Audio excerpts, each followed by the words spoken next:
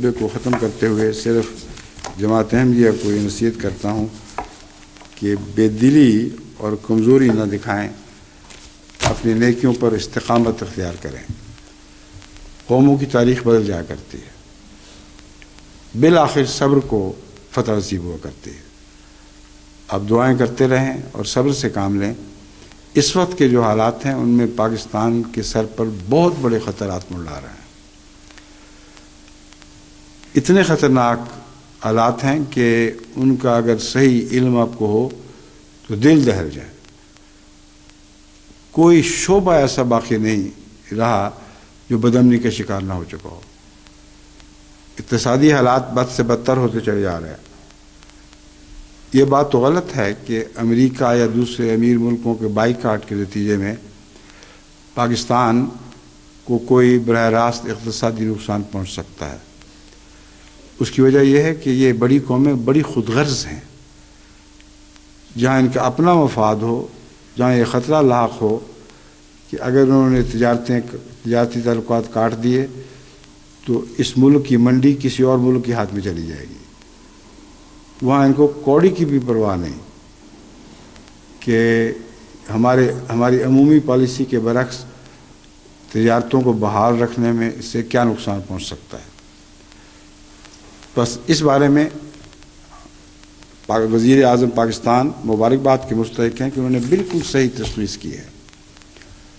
بار بار قوم کو یقین دلایا ہے کہ ان کی اقتصادی پابندیاں بالکل بے معنی اور لغو باتیں ہیں، خصوصیت سے اس وقت جب کہ ہندوستان اور پاکستان کے مفادات دونوں ہی امریکہ کے مقابلے پر اکٹھے ہو چکے ہیں۔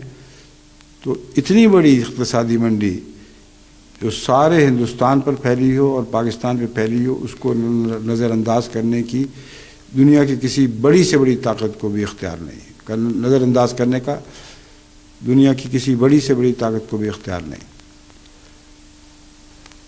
یورپین ہوں یا امریکن یا کینیڈین یا جاپانی، ان سب نے اپنی منڈیوں کی ساکھ لازماً قائم رکھنی ہے۔ صرف ایک چیز ہے، احتیاط کی ضرورت ہے، جس سے ہماری اقتصادیات کو نقصان پہنچ سکتا ہے، اور اس نقصان پہنچانے میں یہ لوگ ماہر ہیں۔ وہ یہ ہے کہ پاکستان کو اپنی جتنی بھی ضرورتیں ہیں ان کو پورا کرنے کے لیے ان کی جو ظاہری پابندیاں ہیں وہ کوئی کام نہیں دے سکتے، لیکن کچھ مخفی ایسے ارادے ہیں جو پاکستان کو مشکل میں ڈالنے کے لیے ان کے کام آ سکتے ہیں۔ ظاہری تجارت ہر اس جگہ جاری رہے گی جس تجارت کا مفاد ان کو پہنچتا ہے۔ مخفی تجارت جس میں ہتھیار شامل ہیں، جس میں سائنسی آلات شامل ہیں، جس میں کمپیوٹر شامل ہیں، ان کو یہ روک سکتے ہیں، لیکن ان کو روکنا بھی دراصل ان کے اختیار میں نہیں، کیونکہ پاکستان بعض دوسرے ممالک سے یہی آلات خرید سکتا ہے اور اس طرح ان کی تجارت متاثر ہو سکتی ہے۔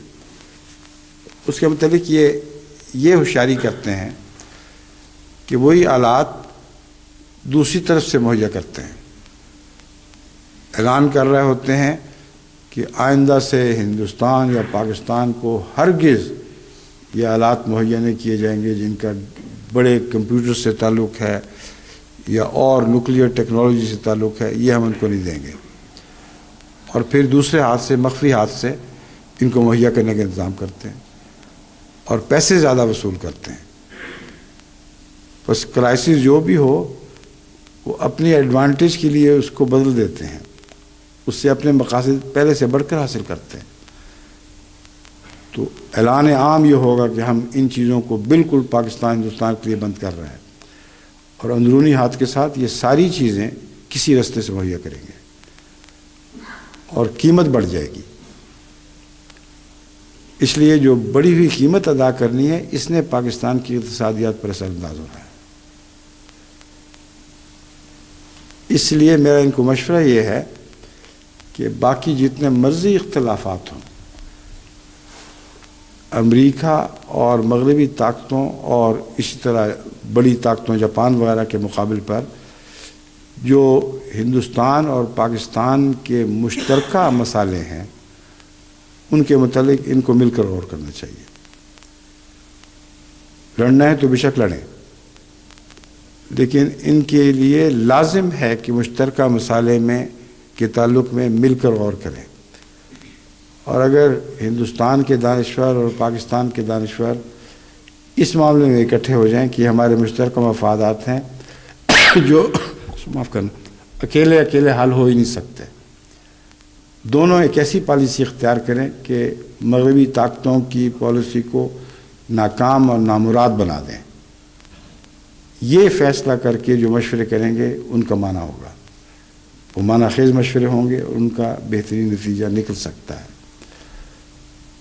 بس یہ نہیں مانیں گے اس بات کو تو اپنا نقصان اٹھائیں گے، مگر لازماً ان کو ماننی چاہیے بات. اختلاف اپنی جگہ پر، مشترکہ مسائل اپنی جگہ پر ہیں، ان کو کیوں نقصان پہنچانے دیتے ہیں؟ پھر بے شک لڑتے رہیں، جو مرضی کریں. میں نہیں چاہتا کہ آپس میں ان کی لڑائیاں ہوں، مگر میرا مطلب یہ ہے کہ اگر مجبور ہیں لڑنے پر تو پھر لڑتے بھی پھریں بے شک، لیکن مشترکہ مفادات کی حفاظت کے بعد ایسا کام کریں، اس کے بغیر نہیں. اللہ تعالیٰ ان کو یہ توفیق عطا فرمائے. دونوں کو میرا ایک ہی مشورہ ہے، ہندوستان کی فلاح و بہبود کے لیے یا پاکستان کی فلاح و بہبود کے لیے یہ مشورہ دونوں صورتوں میں بہت ضروری ہے.